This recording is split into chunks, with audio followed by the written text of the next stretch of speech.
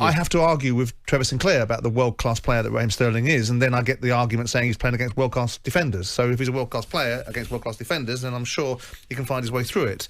But look, City are a formidable side, but then so are Liverpool and so are Chelsea. I was surprised at how much Chelsea were nullified by Manchester City last week, because I called it a draw, and I think most people felt that Chelsea might come through because they had the hoodoo on Man City.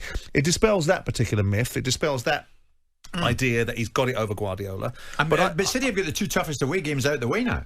Well, Chelsea and Liverpool. Well, you say 4 that. points. I don't think Liverpool and Chelsea. Sorry, Simon, to interject. I don't think Liverpool and Chelsea are particularly concerned about going home or when they're playing the big games. The margins are that small. Yeah. I don't think Liverpool will think, oh no, we haven't beat them at home, so then we've got to go away. That's really daunting.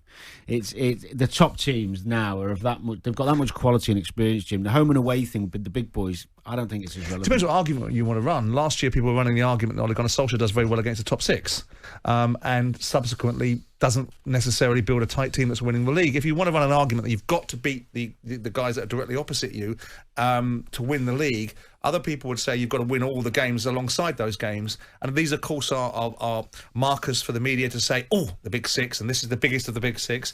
I think there's many a slip, and I think Chelsea are still, for me, I know Danny probably thinks Manchester City, judging by listening to him over the weekend, but I still think Chelsea, anyone who finishes in front of Chelsea will win the league. I think where the narrative came from regarding the big games being so important was those 2 seasons where City and Liverpool went toe for toe, and there was a point in it either way. Yeah. It's like, the Liverpool City game's the biggest game of the season. Whoever wins this but is going to win. But it's not been that way for the last 2 seasons. It doesn't really. It can. I mean, look at United's a great example, isn't it? As you say, they did all right in the big games. Like, got a lot of draws because they went in a pragmatic tactical plan.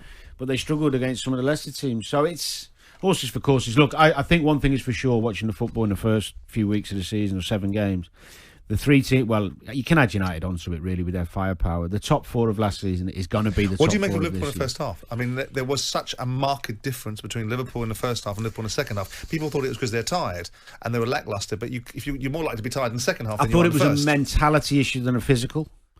I thought they'd seen City... What does that mean? I mean, I know what it means, but... Too much respect. Right, okay. I think they got caught in that little bit... Let's not. If we go after City really hard here, we're going to get punished. We're going to do. They'll do to us what they did to Chelsea. So they kind of got caught in between. And then when they let the shackles off, and they went, you know what, we're getting battered here. We're going to have to go